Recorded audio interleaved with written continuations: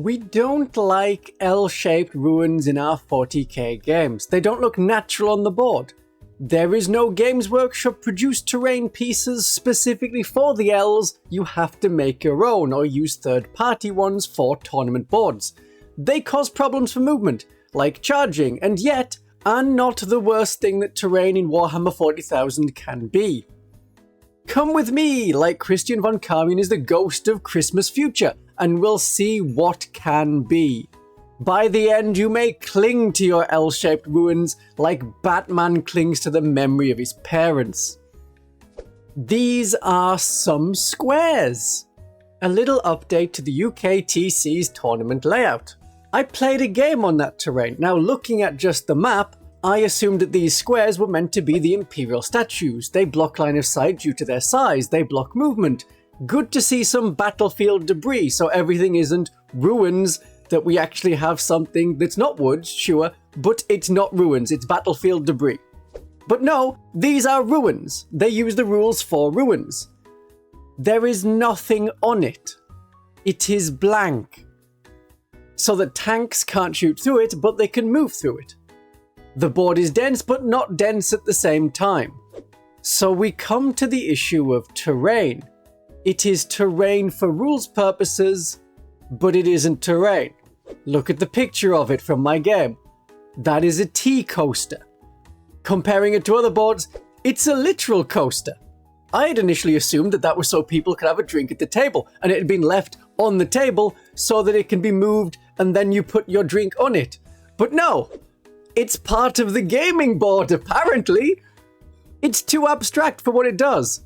So we're gonna go on a little journey through the terrain rules to show a pattern, a wedge, a slope, and a slow decline that I don't want to reach the bottom of. In all the editions of 40k until 9th edition, terrain was true line of sight. Now there were some exceptions, like in 2nd edition you could choose to be hidden. Then you could only be spotted if the enemy was within initiative range of you. So if they're initiative 4, they will spot you if you are within 4 inches. If you're in woods, you can't be seen if you're more than 3 inches from the edge. These were add-ons to the idea of you draw a line of sight from one model to another model.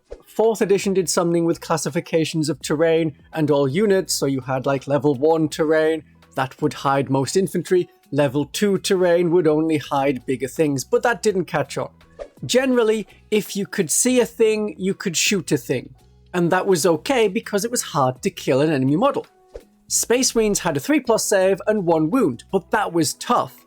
Armor Penetration didn't modify the save, it was all or nothing.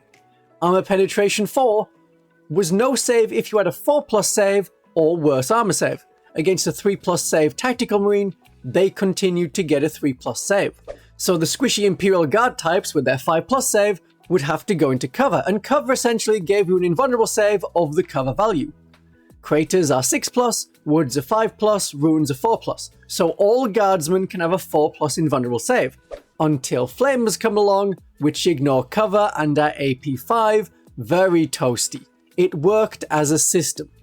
That all changed in 8th edition when things became easier to kill. The strength toughness table that you are familiar with now came into effect. Strength 3 versus toughness 5 used to need a 6 to wound, now it is a 5+. Anything can hurt anything. Generally this is good.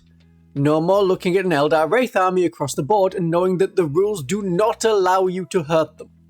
Armor penetration also changed. What was AP 4 became AP -1. So an Imperial Guardsman would save on a 6+, a Space Marine saves on a 4+. Armor penetration disappeared from most weapons. A bolter that ignored the save of a Guardsman now doesn't, and they still get a 5+ save. Still very easy to wound them. They are still Guardsmen, and they still die quickly. But the Space Marines die quicker because they're easier to wound, and their armor save can be reduced. And so, the newer Space Marines were given 2 wounds to endure. Then all the Space Marines were given at least 2 wounds in 9th edition. So cover is rarely a factor except to block line of sight, which it eventually did in 9th edition. 8th edition had a huge problem of true line of sight, which led players, especially tournament players, to board up all the windows to stop cannons shooting across the whole board as if it was an open field. 9th edition had so many types of terrain that it was hard to keep track. Some gave you the benefit of cover, a +1 to your armor save that helped against the massive armor penetration in that edition. Boards became covered in huge line-of-sight blocking terrain so that your whole army could and should be hidden on the first turn. But that stopped tanks being able to move around. That and the cap of 10 on all stats meant that a toughness 7 Rhino was crushed by a strength 8 Meltagun or wounded on a 5+ by bolters. And you don't want the Rhino to be toughness 10 because how do you express that a Land Raider and a Lehman Russ tank are tougher? If everything's capped at 10, it didn't work. Tanks didn't last long in 9th edition. Models die quicker than they used to. To stop the player going first from shooting everything in their opponent's army off the board in turn 1, you need lots of terrain. The change to the wound table into armor penetration did solve problems from earlier editions of the game. Knowing my audience, I need to relate this to coding. So it's like debugging. You have 8 errors, you solve 1, you have 96 errors. I tried rewriting the terrain rules to make it work better. What did I come up with for cover? Make it all area terrain. If you are in it, you get a benefit from the cover, either an improvement to your armor save or stealth, so you're -1 to be hit. And if you are behind it, you are considered to be out of line of sight and cannot be shot. It's familiar and it works for woods, for ruins. It doesn't work for craters. Craters are holes in the ground, so they shouldn't block line of sight by being on the other side of it, unless you assume it is a smoking crater. Okay, so it works. Games Workshop then did this for 10th edition, but only for ruins, so ruins became the default terrain. But how did we get L-shaped ruins? Why are they here? I will tell you and explain how to do without them, and you will beg for L-shaped ruins before the end. Area terrain wants depth to fit a unit in the cover. See the rules for being partly in and out of cover as a vehicle. If you're not wholly in it, then you are out of it. At least for some rules. But if it has too much depth, like the area of the terrain is too big, then you have to be far away from the other side to hide behind it.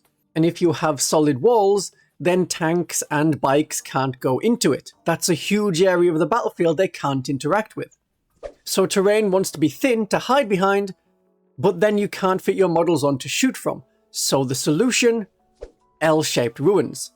L-shaped ruins are the current inevitable coping solution to ruins being the only terrain to fully block line of sight within their rules. Area terrain that's big enough to fit a unit inside to shoot out, maybe only one side because the solid L blocks the other. And you have line of sight blocking to keep the unit safe without needing to be wholly behind the cover.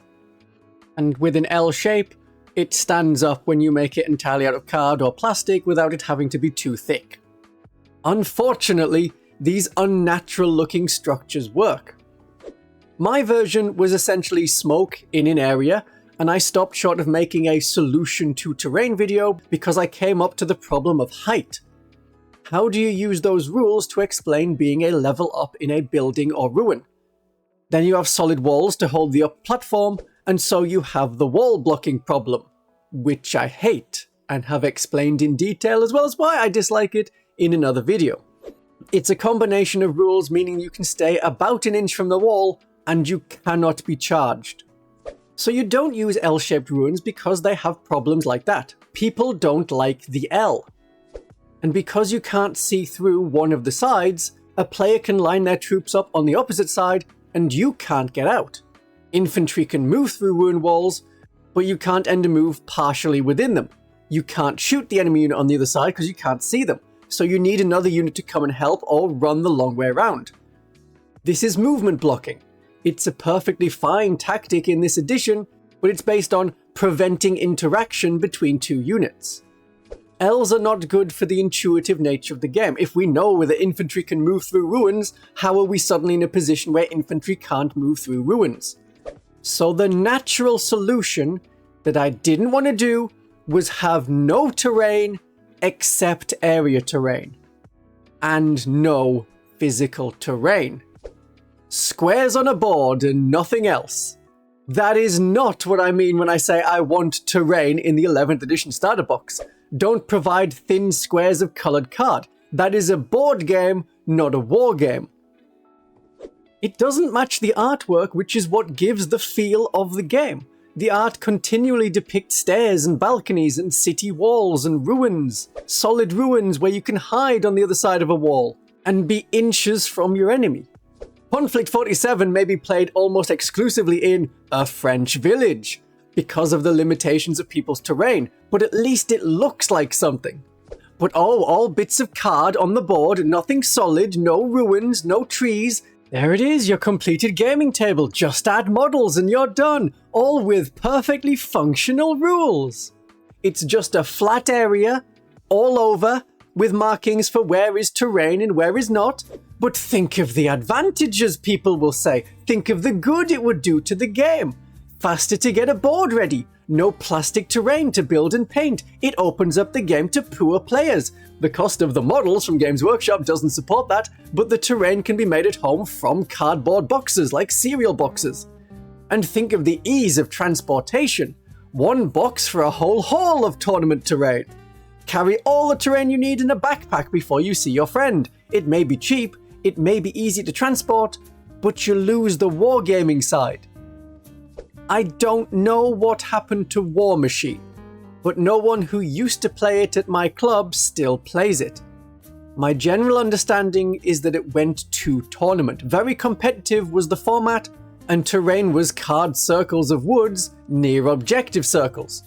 All symmetrical, all two-dimensional, and it looked terrible.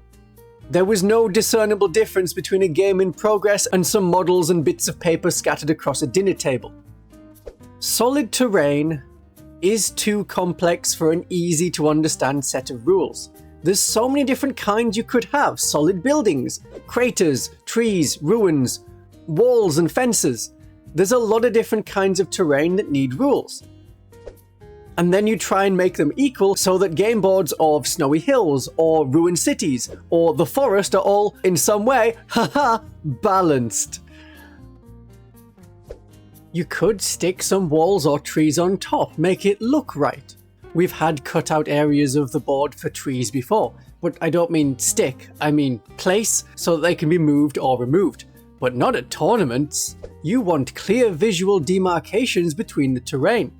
The image I took has a themed mat. You can't tell at a distance what is ruin outline and what is the board.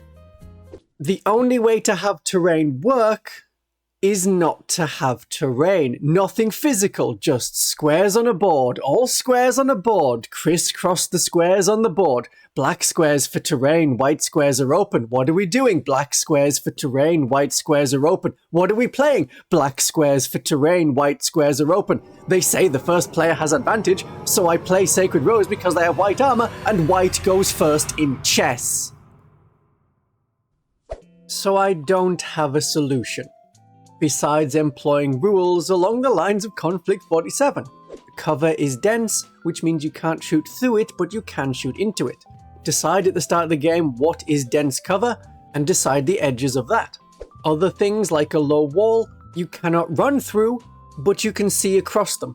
And interactions with buildings have their own rules. Not simple rules for the buildings in a French village, but they work. So I need Games Workshop to figure it out. I don't write wargames, and friends that have found it very difficult to make fun and easy to follow rules. If Games Workshop is keeping L's, at least it is not the worst it could be, and we avoid the abyss a bit longer. To make a lighter, more joking tone, as I'm more often known for, why not laugh at the current rules for terrain? Because whatever Games Workshop comes with next, I hope to laugh at it rather than cringe. Fight the good fight to keep the wargame a wargame, and have a great day of 40k.